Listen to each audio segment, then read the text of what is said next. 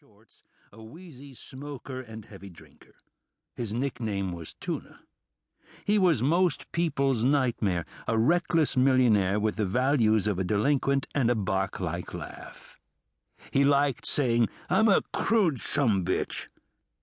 He was from the mainland, Sweetwater, Nevada. But he pretended to be worse than he was. He had the sort of devilish gaze that showed a mind in motion. "What's yours, drink or weed?" We had met in his hotel bar. He had a cocktail in one hand and a cigarette in the other. "I got some killer buds," he said. "Beer for me." We talked idly about his tattoos, a forthcoming eclipse of the sun, the price of gas, and the source of the weed he was smoking before he got down to business. And he asked suddenly, "Any hotel experience?" "I've stayed in a lot of hotels." He laughed in his barking way, and then, out of breath from the laughter, he went slack-jawed and gasped blue smoke. Finally he recovered and said, "Hey, I've known a lot of assholes, but that doesn't make me a proctologist." I admitted that I had no experience running a hotel, that I was a writer, had been a writer. Every enterprise I had run in my head. I hated telling him that. I mentioned some of my books because he asked, but nothing registered. That pleased me. I did not want to have a past. "You're probably great at thinking up names," he said, "being as you're a writer." "That's part of the job." "Part of the hotel business, too, naming your restaurants, your lounges, your function rooms, naming the bar." His mention of the bar made me look up and see that we were sitting in Momi's Paradise Lounge. Buddy drank, held the booze in his mouth, frowned, then swallowed and said, "The manager here is a complete bozo.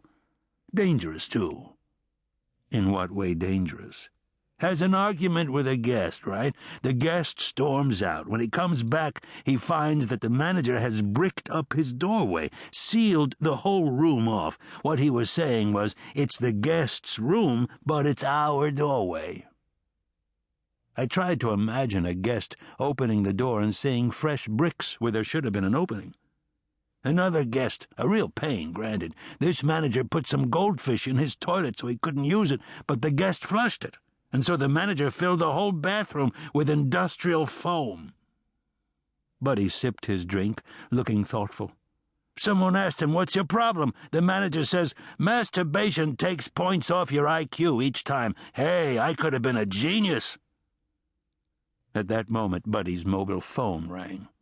He answered it and handed me his business card and whispered for me to visit him the next day at his house on the North Shore. Then he exploded into the phone.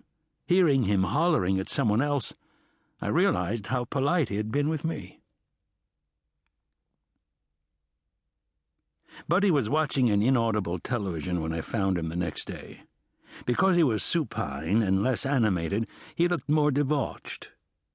He lay in a hammock on a porch of his house, a large square building with porches like pulled-out bureau drawers, standing among rattling palm trees at the edge of Sunset Beach and the toppling, sliding waves. The sound of surf overwhelmed the sound of the television program he was watching. The women in bathing suits on the TV were not half as attractive as the ones on the beach below where he lay. "This Lolo manager," he said, rolling his eyes, continuing where we had left off. "I'll give you another example. He sees a very pretty guest and introduces himself. He accompanies her to her room. They admire the view from her lanai, and he says, 'Excuse me.' He goes into her john and takes a big, loud leak." Buddy shook his head with disapproval.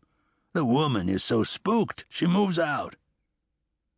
As I listened, I watched a rat moving smoothly along the baseboard of Buddy's big house like a blown leaf. "He's got a professional massage table in one room. He offers massages to women. Now and then he goes a little too far. Some like it, others don't. There are complaints." "He's a qualified masseur?"